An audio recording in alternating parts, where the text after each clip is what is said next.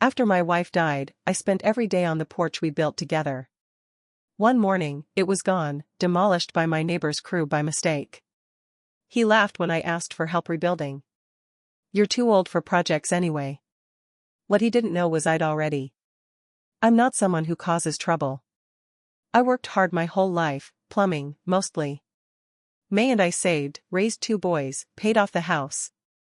When I retired, I didn't ask for much. Just time with her. Then she got sick. Pancreatic cancer. Real fast. 6 months from diagnosis to the funeral. It broke something in me. When you lose someone like that, you look for something to hold on to. For me, it was the porch. We built it one summer when the boys were still in high school. I had leftover lumber from a job, and May had this idea, a wraparound porch with planters.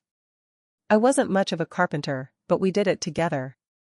She'd hand me nails, measure boards, pick out the paint. It was simple, but it was ours. After she died, I started sitting out there every morning. Just me and the coffee, watching the trees. I'd fix the railings when they got loose. Repainted the floorboards last spring. It gave me purpose. Then Doug moved in. Right from the start, I didn't like the guy. Too loud. Always showing off, new trucks, new boats, new girlfriends. He'd nod at me sometimes, but never spoke unless I made the effort. Thought he was too good for this street. One day I saw him pacing around, pointing at the property lines with some contractor. I overheard something like, "Tear out everything up to here." I didn't think much of it. Until the morning I woke up and my porch was gone. I'm not exaggerating, gone. Like someone reached into my past and ripped it away. There were tire tracks and footprints. Boards were splintered, my wife's painted flower stencils scattered in the dirt. Her coffee mug, which I kept on the little table as a memory, was in pieces. I walked over to the workers next door. My voice was calm, even though my hands were shaking. I asked, "Did you tear down my porch?" One guy looked nervous. Boss said this side was part of his land. Said it was all getting redone. That wasn't your boss's land, I said. I went straight to Doug's front door. Knocked. He answered in gym shorts, holding a protein shake. "Something wrong?" He said, like he didn't already know. "You tore down my porch." He looked over my shoulder. "Oh, that?" "Yeah. My guys thought it was on my side." "Easy mistake." "It wasn't." "Well," he said, laughing, "you're too old for that kind of stuff anyway. Save yourself the trouble. Just get a plastic chair and call it a day." He smiled like he was doing me a favor. Then he closed the door in my face. I stood there for a long time. That porch was all I had left of May. It was where we sat and watched storms roll in. Where she read books aloud while I smoked a pipe. I didn't even yell. I just went home, sat on the dirt where the steps used to be, and stared at the spot she used to sit. But what Doug didn't know was that I'd already started something. 2 months before, I'd filed for a position on the local zoning and development board. It was a small seat, nothing glamorous, but it had power. I wasn't sure why I did it at the time. I think I just wanted to stay busy, to feel like I still had some kind of voice in a world that kept moving without me. Now, I had a reason. Because once I got that seat, I'd have access to everything: permits, variances, violations, complaints. And I already knew Doug had been building his massive backyard guest house without any permits at all. I didn't confront him again. Not yet. That was the hardest part, waiting. I started showing up to the zoning board meetings early, asking questions. Most of the folks there were my age or older, and they were just glad someone wanted to do the paperwork. Nobody gave me a hard time. In fact, they welcomed me. 3 weeks later, I was sworn in. I didn't make a big deal about it. I just shook hands and got to work. First thing I did was pull Doug's address from the system. I typed it in. Nothing came up for the last year. No permits. No inspections. No record of any additions or structures. And yet, right there in his backyard, clear as day, was a half-built two-story guest house, with a brand-new concrete foundation and lumber deliveries stacked up along the fence. I took pictures. Logged them. Quietly started an investigation file. The next week, I brought it up during the zoning review. I didn't mention Doug by name. I just said, there's a property on Maple Ridge with unauthorized structures going up. We should probably look into it. Everyone agreed. We sent a compliance officer. Doug wasn't home that day, but his crew was. The officer took photos, asked questions, issued a formal stop work order. The kind that comes with fines. A week later, Doug showed up at my door. He didn't knock this time, just walked right into my yard. "You think you're funny, old man," he said. "Sending city people to my house?" I didn't get up. I was sitting in a folding chair where the porch used to be. "I didn't send anyone," I said. "I just do my job." He stared at me. "You want to play games? Fine. But don't forget, I've got money. I'll build what I want." I didn't say anything. Just looked at him until he walked away. What he didn't know was that the fines were just the beginning. The guest house sat too close to the property line. By city code, he needed a 10-foot setback. He had 4. That alone could force him to tear the whole thing down. But that's not even what hit him hardest. Turns out, Doug didn't actually own all the land he thought he did. When I started digging, I found the old surveys. Back when our neighborhood was first zoned, the previous owners had adjusted the fence line as a favor, informal, unwritten. They let Doug's property use part of what was actually mine. Doug built his guest house on land that wasn't his. I filed a boundary dispute. It went to court. Doug laughed at first, until the surveyor stood in court with maps showing the true lines. The judge ruled in my favor. He ordered Doug to remove any structures built over the line within 60 days. That meant tearing down the guest house. Every nail, every board. Gone. Doug tried to delay. Filed an appeal. Lost. He had to pay legal fees, and a daily fine for non-compliance that added up fast. One afternoon, I watched from my chair as his workers came back, this time to remove what they'd built. The look on Doug's face as that second-story frame came down? I'll never forget it. But I wasn't done yet. I thought that would be the end of it. I figured once the guest house was torn down, Doug would get the message. Maybe even move. But he didn't. He stayed. Got quieter, sure, no more late-night parties, no more loud music, but something about that silence felt wrong. A few weeks later, I noticed things. My mailbox was dented one morning. Thought it might have been a delivery truck. Then my trash bins got knocked over, 3 days in a row. I had a flag hanging on my front porch wall, the screws were loosened, and it fell in the night. Small stuff. But it kept happening. One night, around midnight, I heard movement near the side of my house. I turned off the TV, looked out the window. Someone was in my yard. I saw the shape of a man crouching down by the corner, near the crawlspace access. I flipped on the floodlight and stepped outside with my old hunting flashlight. He ran. I didn't see his face, but I didn't need to. I knew. I reported it. The police came, took a statement, said they'd keep an eye out. But nothing came of it. That's when I made a decision. I went down to the county records office and requested every document tied to Doug's property, the mortgage, the tax records, the ownership transfer. Took hours, but I found it. His name wasn't on the deed. It was in his ex-wife's name. They had divorced 4 years ago, but the property had never been fully transferred. The bank loan was under both names, but the title? All hers. I did some digging. Found her on Facebook. Sent a polite message. I explained I lived next door, and that there were issues with the property lines she might want to know about. She didn't respond right away. But 2 weeks later, a black SUV pulled into Doug's driveway. A woman got out. Early 40s, sharp suit, didn't knock, just let herself in. They argued. Loud. I didn't listen in, but I heard glass break. She left 20 minutes later. The next day, Doug was served on his front porch. Papers. Real thick stack.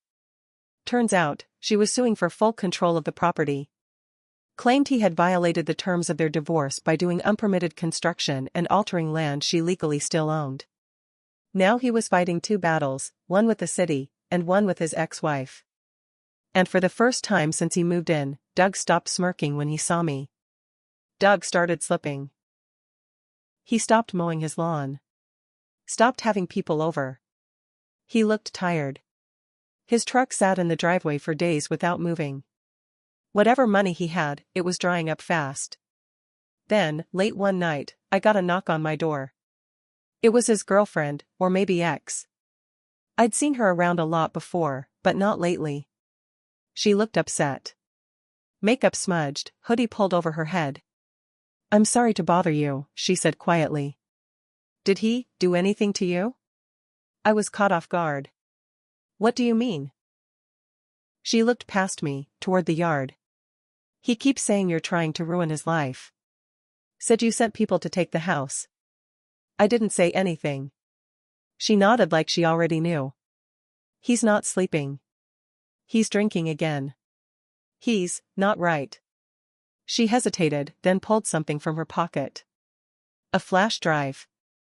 "I found this in his desk. I don't know if it's important, but, if something happens, I didn't want to just sit on it." I took it. She left without saying goodbye. I plugged it into my computer the next morning.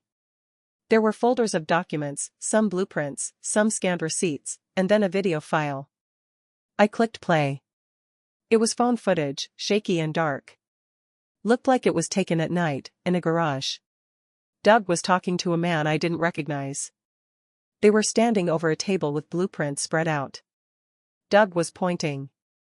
"This is where the easement line used to run. If I shift the fence by 3 feet, no one's gonna check." I already paid the guy at the office to lose the old map. The other man laughed. "What if your neighbor notices?" Doug shrugged. "He's old. He just sits out there with his coffee. He won't do a damn thing." The video ended. That was it, the proof I didn't even know I needed. He hadn't just made a mistake. He planned it. He knew where the line was. And he tried to bury it. I sent the video to the zoning board and the city clerk. Quietly. No fanfare. Just attached it to the active case. 3 days later, Doug's name was on the local news site, small article, bottom of the page. Zoning fraud under investigation. I printed it and pinned it to the inside wall of my tool shed. Not out of pride. Just to remind myself that silence doesn't mean helpless. But I could tell it still wasn't over. Because 2 nights later, my truck tires were slashed. And this time, I caught him on my camera. He didn't even try to hide his face. The security footage was clear. Full color, motion activated. Doug walking up my driveway around 2:12 a.m. hoodie pulled halfway up, but his face was visible. He knelt by the front tire, pulled a knife from his back pocket, and sliced it clean through. Then he did the back one. Walked off like it was nothing. I called the police again. This time, they didn't shrug it off. I handed them the footage. They watched it in silence, then the officer, young guy, maybe late 20s, said, "We'll get back to you." They didn't have to. 2 hours later, Doug was in handcuffs on his lawn. They charged him with property damage, trespassing, and harassment, all misdemeanors, but enough to rattle him. I watched from my front window as they put him in the cruiser. His face looked different now. Less arrogant. More desperate. I thought maybe jail would slow him down. But it did something else. It made him reckless. A week after he got out, I got a letter in the mail. Handwritten. No return address. Inside was a single sentence, "You think you've won, but I've still got cards you haven't seen." I took it to the police. They added it to the report, but without proof it came from him, there wasn't much they could do. That night, I stayed up. Watched the yard. Nothing happened. But the next morning, I noticed something strange. The back gate was unlocked. It's always latched, I check it every evening. This time it was wide open. I walked around the backyard, checking the fence line, the shed, the crawl space. Nothing seemed out of place, until I got to the side of the house. There, on the corner where my porch used to be, someone had driven a steel spike deep into the ground. Fresh concrete poured around it. No note. No explanation. But I knew what it meant. He was trying to claim it again.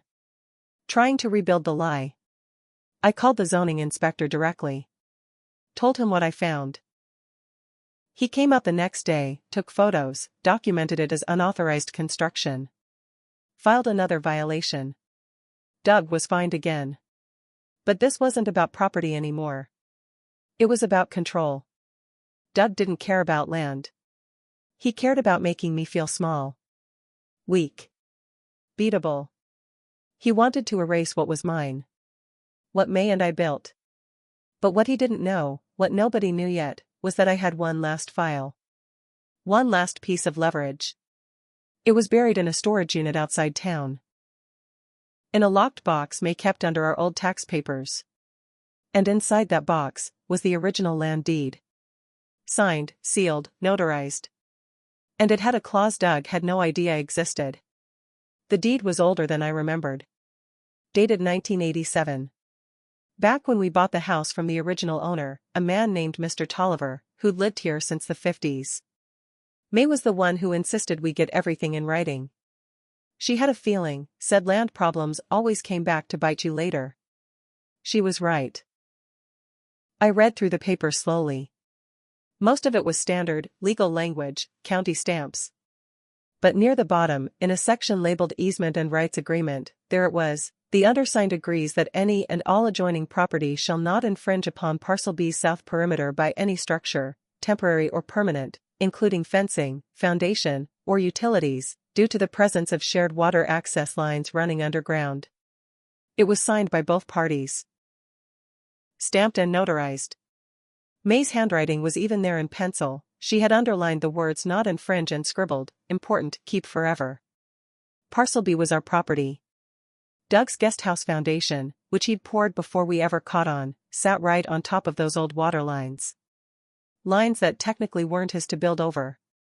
And by doing so, he hadn't just violated a zoning rule. He had voided a legal agreement tied to the land itself. I made copies. Took them to the courthouse. Quietly filed a new motion, not with the zoning board this time, but with the civil court. It was bigger than before now. They called it a restrictive covenant violation. The hearing was set for 2 weeks out. I didn't tell Doug. But I think he knew something was coming. Because the week before court, I noticed he stopped leaving the house. He stopped yelling. His car didn't move. The music was gone. Lights off most nights. Then, 2 days before the hearing, a real estate sign went up in his yard. He was trying to sell. Fast. But with a violation attached to the deed and a pending court case? Nobody was going to touch that property. And then something happened I didn't expect. One morning, I found a note taped to my front door. Just 2 lines, written in shaky pen: "You win. I give up. But if this ruins me, I hope you never sleep again." No name. No signature. But I knew who wrote it. I folded the paper. Set it on my kitchen table. Didn't even feel satisfaction. Just tired. Court went ahead. Doug didn't show. The judge issued a default judgment in my favor. His foundation was ruled illegal. He was ordered to fully remove it, restore the easement area, and pay all court fees. His property value dropped overnight. By winter, the house was in foreclosure. And for the first time since May died, the neighborhood was quiet again. But even now, with everything gone, the porch, the fight, even Doug himself, I still catch myself looking at that empty spot by the house. The one where she used to sit. Sometimes I think about rebuilding the porch. Same blue paint, same stencils. I even kept her coffee mug, what's left of it. But every time I go out there, All I do is stand in the dirt and feel like I'm waiting for her to come back and tell me where the nails go. And maybe that's the part nobody tells you. That even when you win, you don't really get anything back. Not the part that mattered.